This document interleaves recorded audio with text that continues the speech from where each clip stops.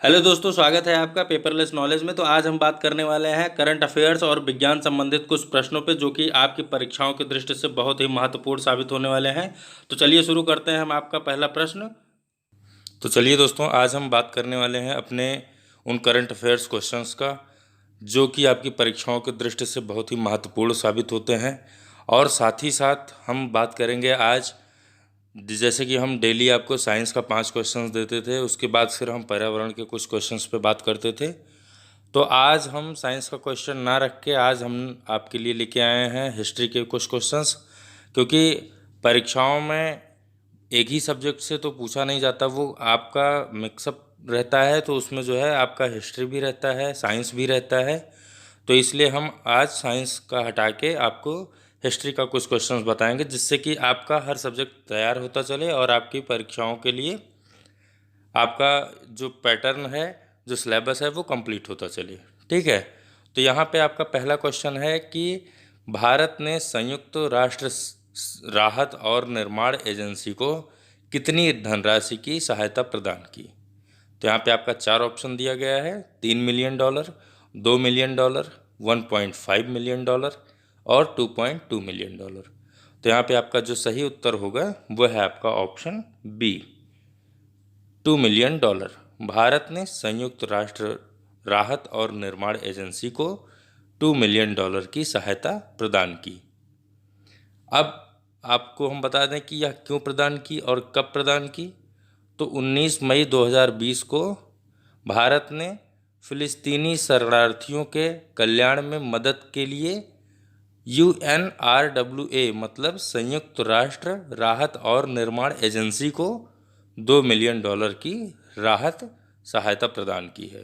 तो यहाँ पे आपको हमने बताया कि ये कब प्रदान की, तो आप इसको नोट कर लीजिए कि 19 मई को ये धनराशि जो सहायता के रूप में प्रदान की गई भारत द्वारा, वो 19 मई को प्रदान की गई। ठीक। अब हम नेक्स्ट पे बात करते हैं इसमें। तो आपको हम बता दें कि इस सहायता राशि का प्रयोग शरणार्थियों के लिए शिक्षा और स्वास्थ्य सहित मुख्य कार्यक्रमों में किया जाएगा। तो यहाँ पे इस धनराशि का यूज कहाँ कहाँ करना है, वो यहाँ पे बताया गया है कि इस सहायता राशि का प्रयोग शरणार्थियों के लिए शिक्षा और स्वास्थ्य सहित मुख्य कार्यक्रमों में किया जाएगा। ठीक। और UNRWA मतलब आपका संयुक्त राष्ट्र राहत और निर्माण एजेंसी जो है, वो कितने छात्रों को हर साल शिक्षित कराता है। तो यहाँ पे आपसे पूछा जा सकता है ये, तो यहाँ पे आपका जो उत्तर होगा वो होगा आपका 5,26,000 छात्रों को ये प्रतिवर्ष शिक्षित का कार्य करता है। ठीक।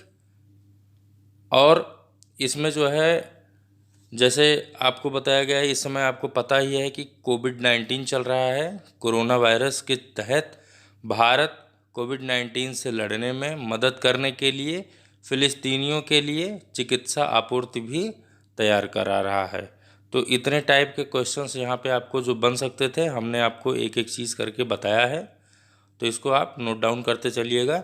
अब हम नेक्स्ट क्वेश्चन पे चलते हैं। तो हमारा नेक्स्ट क्वेश्चन है, हाल ही में भारत को किस बैंक ने $1 बिलियन का सामाजिक सुरक्षा पैकेज प्रदान किया। तो यहाँ पे आपका 4 ऑप्शन दिया गया है: स्विस बैंक, विश्व बैंक, रिजर्व बैंक और स्टेट बैंक। तो यहाँ पे जो आपका सही उत्तर है वो है आपका ऑप्शन बी, विश्व बैंक। विश्व बैंक ने भारत को हाल ही में $1 बिलियन की सामाजिक सुरक्षा पैकेज प्रदान की है। आपको साथ ही साथ हम एक चीज़ और बता दें कि अभी कुछ समय पहले कोविड-19 के चलते, कोविड-19 के आपातकालीन को लेके विश्व बैंक ने भारत को $1 अरब की भी मदद की थी। ठीक। ये भी आपको हमने पहले ही बताया है कि जो स्वास्थ्य प्रणाली के लिए जो है भारत को मदद की गई थी विश्व बैंक द्वारा, वो उसकी धनराशि $1 अरब थी। ठीक। अब दूसरा पॉइंट यहाँ पे क्या होता है कि इसका मुख्यालय कहाँ पे है। तो आप इसको नोट कर लीजिए, इसका मुख्यालय मतलब विश्व बैंक का मुख्यालय वाशिंगटन DC में है। और इसकी स्थापना 1945 में हुई थी। विश्व बैंक में कितने देश शामिल होते हैं या इनके कितने सदस्य हैं? तो इसमें जो है 189 देश जो है वो सदस्य के रूप में इससे मतलब जुड़े हुए हैं। और जैसा कि हर बैंकों का एक टैग लाइन होता है, उनका एक आदर्श वाक्य होता है, तो उस तरीके से विश्व बैंक का जो आदर्श वाक्य है वह है निर्धनता मुक्त विश्व के लिए कार्य करना। ठीक, अब नेक्स्ट पे चलते हैं। तो हमारा नेक्स्ट क्वेश्चन है, विगत 4 दशकों में भारत में पहली बार किस गैस में बेहद कमी दर्ज की गई? तो यहाँ पे आपका 4 ऑप्शन दिया गया है, नाइट्रोजन, ऑक्सीजन, कार्बन डाइऑक्साइड और हाइड्रोजन। तो यहाँ पे जो आपका सही उत्तर होगा वो है आपका option C, carbon dioxide. Carbon dioxide में विगत 4 दशकों में भारत में पहली बार बेहद कमी दर्ज की गई। ठीक, अब आपको बता दें कि centre for research on energy and clean air मतलब कि CREA द्वारा जो अध्ययन किया गया था उसके अनुसार भारत में कार्बन डाइऑक्साइड संरक्षण में 4 दशकों में सबसे अधिक गिरावट आई है और इस वजह से इसमें बेहद कमी दर्ज की गई है। ठीक, और इसी अध्ययन के अनुसार भारत में कार्बन डाइऑक्साइड के संरक्षण में मार्च में 15% की और अप्रैल में 30% तक यह कम हुआ था। मतलब कार्बन डाइऑक्साइड जो है उसकी प्रतिशतता जो है वो निरंतर घटती गई थी। और देश में कार्बन डाइऑक्साइड प्रदूषण मुख्य रूप से बिजली और परिवहन क्षेत्रों के कारण होता है, जो कि कोविड-19 के चलते अभी ये सब ठप है। मतलब कि बिजली और परिवहन मतलब कि अगर आपकी सड़क पे कोई किसी भी तरीके के परिवहन से नहीं चल रहे हैं तो उससे होने वाला आपका जो कार्बन डाइऑक्साइड जिससे निर्माण होता है वो अभी ठप है। ठीक, अब हम नेक्स्ट पे चलते हैं। तो नेक्स्ट है हमारा, हाल ही में लॉकडाउन के बाद दुनिया में सर्वप्रथम खेल का आयोजन करने वाला पहला देश। तो यहाँ भी आपका 4 ऑप्शन दिया गया है। पहला है जर्मनी, दूसरा है अर्जेंटीना, तीसरा है जापान और चौथा है ब्राज़ील। तो यहाँ पे आपका जो सही उत्तर होगा वह है आपका ऑप्शन ए और जर्मनी। ठीक, जर्मनी लॉकडाउन के बाद दुनिया में सर्वप्रथम खेल का आयोजन करने वाला पहला देश बन गया है। जर्मनी का बुंडेसलीगा जो कि कोविड-19 लॉकडाउन के बाद यह फिर से शुरू होने वाला दुनिया का सबसे पहला प्रमुख खेल आयोजन बन गया है। ठीक है, बुंडेसलीगा में, जर्मनी के बुंडेसलीगा में इसको जो है शुरू किया गया। तो यह दुनिया का सबसे पहला आयोजन करने वाला खेल बन गया है। और बुंडेसलीगा खेल खाली स्टेडियम के साथ ही शुरू हुआ था। आपको ये नोट कर लेना है कि बुंडेसलीगा में जो है इस खेल के दौरान कोई भी दर्शक नहीं थे, ये खाली स्टेडियम में खेला गया था। और सप्ताह में 2 बार खिलाड़ियों का परीक्षण किया जाएगा। इसमें परीक्षण क्यों किया जाएगा, वो कोविड-19 के चलते उस चीज़ का परीक्षण किया जाएगा। और खेल में भाग लेने वाली टीमों को संगरोध के तहत रखा गया है। संगरोध मतलब इसमें जो है एक तरीके की ये सतर्कता है कि टीमों को जो है वो कोविड-19 के चलते एक मतलब सतर्कता रूप से इसको जो है खेला जा रहा है। और उनको जो है अलग से अलग अलग केबिन में हर खिलाड़ी को अलग अलग सेपरेट रखा गया है। ठीक, और टीमों ने अलग अलग समय पर मैदान में प्रवेश किया। जब वो टीम खेलने के लिए जो है ग्राउंड में उतरी थी तो वो अलग अलग समय पर अलग अलग टीम मैदान में प्रवेश की थी। और आपको यहाँ पे साथ साथ एक चीज़ और बता दें कि जर्मनी की लोकप्रिय प्रोफेशनल फुटबॉल लीग जो होती है या जो है वो बुंडेसलीगा है। ठीक, अब यहाँ पे एक चीज़ और जानने लायक है कि इसकी स्थापना कब हुई या यह खेल शुरू कब से किया गया वहाँ पे। तो आप ये नोट कर लीजिए कि 1963 से इसे शुरू किया गया। ठीक, और 18 टीमें इसमें सर्वप्रथम सम्मिलित होती हैं। यहाँ पे इस गेम को खेलने वाली अभी तक जो इसका खिताब जीते हैं वो सबसे सर्वाधिक जिन्होंने इस गेम से खिताब जीता है वो अभी तक बायर्न म्यूनिख हैं और इन्होंने 29 बार बुंडेसलीगा खिताब जीता है। ठीक, अब हम नेक्स्ट क्वेश्चन पे चलते हैं। तो नेक्स्ट क्वेश्चन है हमारा, राष्ट्रकूट वंश की स्थापना किसने की थी? यहाँ पे आपका 4 ऑप्शन दिया गया है, दंतिदुर्ग, इंद्र द्वितीय, कृष्ण प्रथम और इनमें से कोई नहीं। तो यहाँ पे जो आपका सही उत्तर होगा वो है आपका ऑप्शन ए, दंतिदुर्ग ने राष्ट्रकूट वंश की स्थापना की थी और इन्होंने 8वीं सदी में मतलब 752वीं ईस्वी 8वीं सदी में 752वीं ईस्वी में इसकी स्थापना की थी। ठीक, और दंतिदुर्ग ने अपने शासन की शुरुआत बादामी के चालुक्य शासकों के सामंत के रूप में की थी। यहाँ पे एक पॉइंट ये बन गया आपका। दूसरा पॉइंट ये है कि राष्ट्रकूट दक्षिण भारत, मध्य भारत और उत्तरी भारत के बड़े भूभाग पर राज्य करने वाला यह राज्यवंश था। ठीक, राजवंश था और इन्होंने जो सर्वप्रथम अपनी राजधानी बनाई थी वो नासिक को बनाई थी। यहाँ पे आप नोट कर लीजिएगा कि नासिक को इन्होंने सर्वप्रथम अपनी राजधानी बनाई थी। ठीक, अब हम नेक्स्ट पे चलते हैं। तो हमारा नेक्स्ट क्वेश्चन है, सेन वंश की स्थापना किसने की? यहाँ पे आपका 4 ऑप्शन दिया गया है। पहला है बल्लाल सेन, दूसरा है विजय सेन, तीसरा है हेमंत सेन और चौथा है सूरसेन। तो यहाँ पे जो आपका सही उत्तर है वो है आपका ऑप्शन सी, हेमंत सेन। हेमंत सेन सेन वंश की स्थापना इनके द्वारा की गई थी। हेमंत सेन कौन थे? तो हेमंत सेन बंगाल का एक राजवंश था। 12वीं शताब्दी के मध्य बंगाल पर इन्होंने अपना प्रभुत्व स्थापित कर लिया था। ठीक, अब साथ ही साथ आपको ये भी पता होना चाहिए कि इस वंश ने कितने वर्ष राज किया था। तो यहाँ पे इस वंश ने 160 वर्ष राज किया था। ठीक, अब आगे बढ़ते हैं कि इस वंश का मूल स्थान कौन सा था।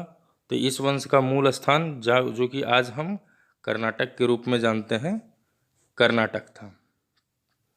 और इस काल में कई मंदिर भी बने थे, ये इसके लिए बहुत फेमस भी है। तो यहाँ पे आप ये नोट कर लीजिएगा कि इस काल में सर्वाधिक जो मंदिर बने थे वो इसी काल में बने थे। ठीक, अब हम नेक्स्ट क्वेश्चन पे चलते हैं। तो हमारा नेक्स्ट क्वेश्चन है, कृष्ण प्रथम जो राष्ट्रकूट वंश का राजा था उसने निम्नलिखित में से क्या बनवाया था?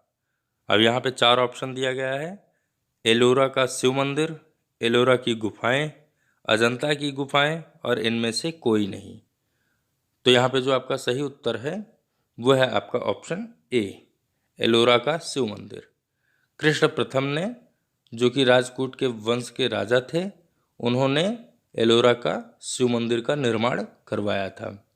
ठीक, अब यह कहाँ स्थित है? तो यह औरंगाबाद में स्थित है। औरंगाबाद के मतलब ये जो कि ये महाराष्ट्र में स्थित है, महाराष्ट्र के औरंगाबाद आप कह सकते हैं इसको।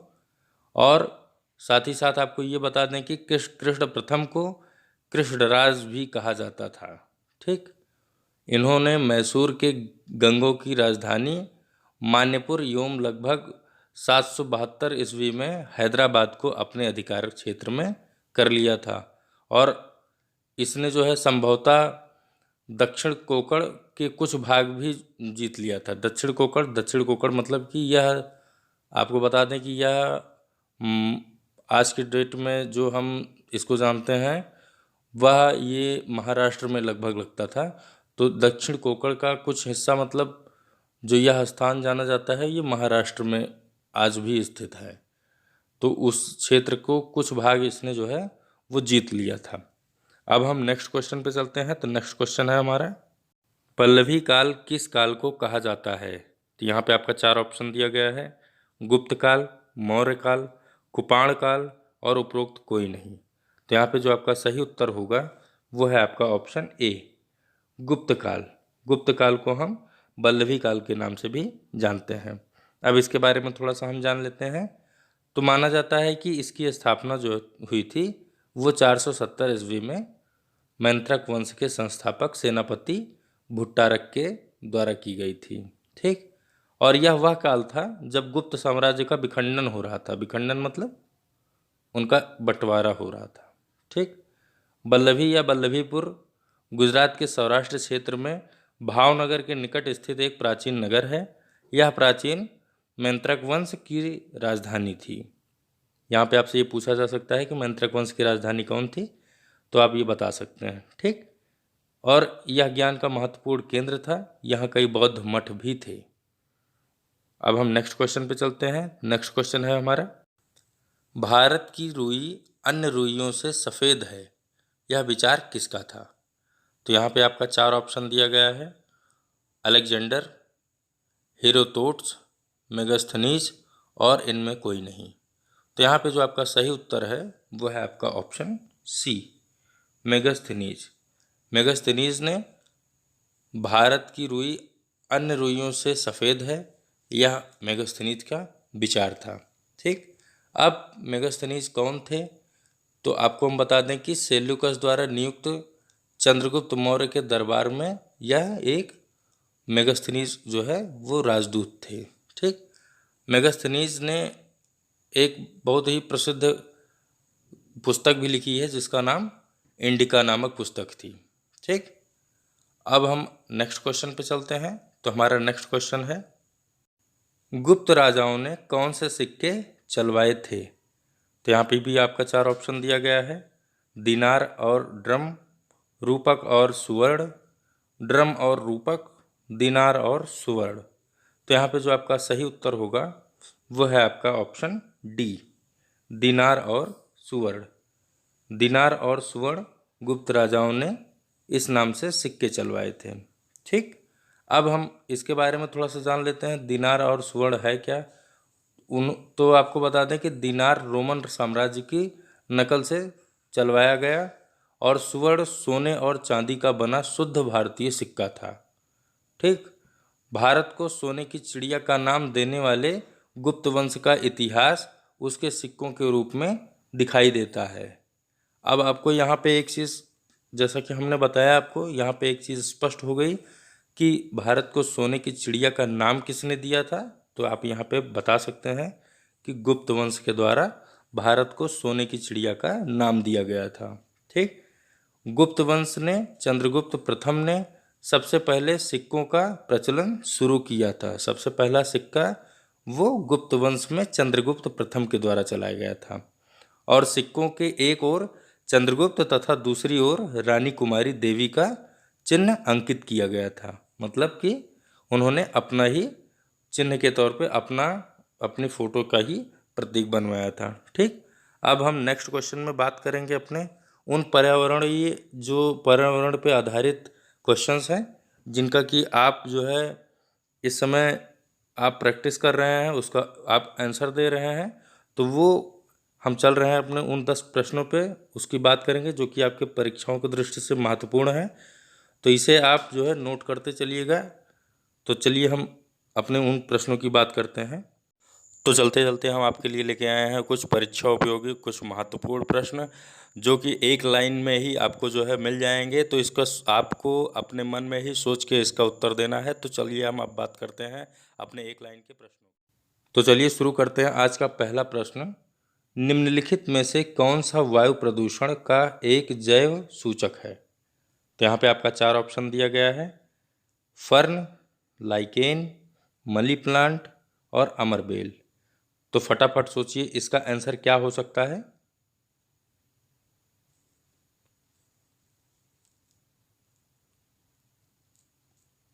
इसका आंसर है आपका ऑप्शन बी, लाइकेन।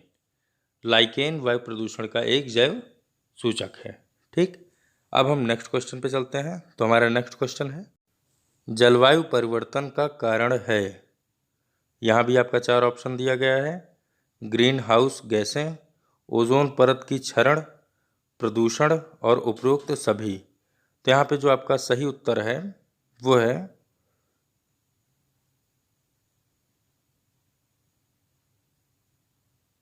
आपका जो सही उत्तर है वो आपका ऑप्शन डी, उपरोक्त सभी। मतलब ग्रीन हाउस की गैसें, ओजोन परत की क्षरण और प्रदूषण, ये तीनों ही जलवायु परिवर्तन का कारण है। ठीक। अब हम आगे चलते हैं नेक्स्ट क्वेश्चन पे। नेक्स्ट क्वेश्चन है हमारा, ग्रीन मफलर संबंधित है। यहाँ भी आपका 4 ऑप्शन दिया गया है, मृदा प्रदूषण से, वायु प्रदूषण से, ध्वनि प्रदूषण से और जल प्रदूषण से। तो यहाँ पे आपका आंसर क्या हो सकता है, फटाफट सोचिए।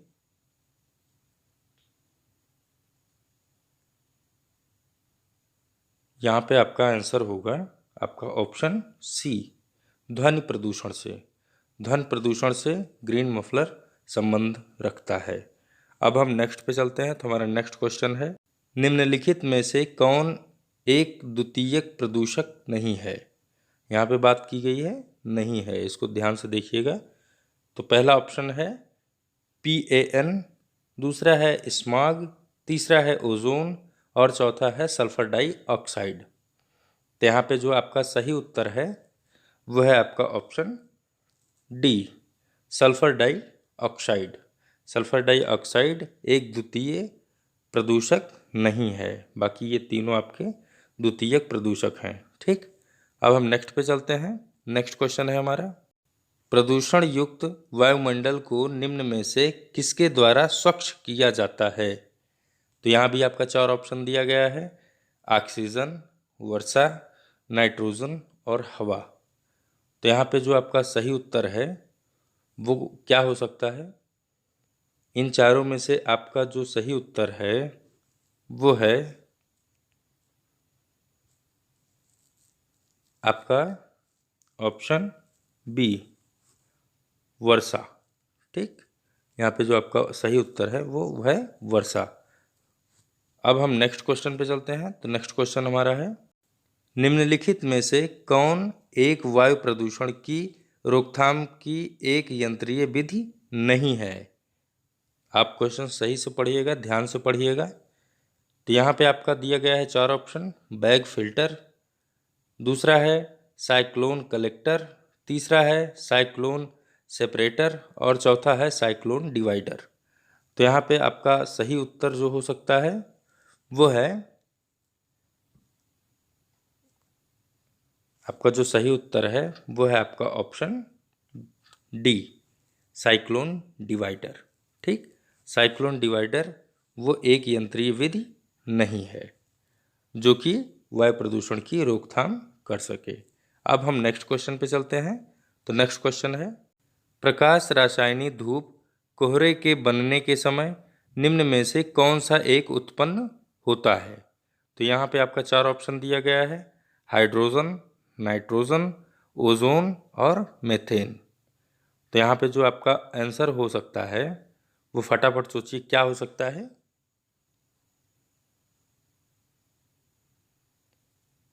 यहाँ पे जो आपका उत्तर होगा वो है आपका ऑप्शन बी, नाइट्रोजन।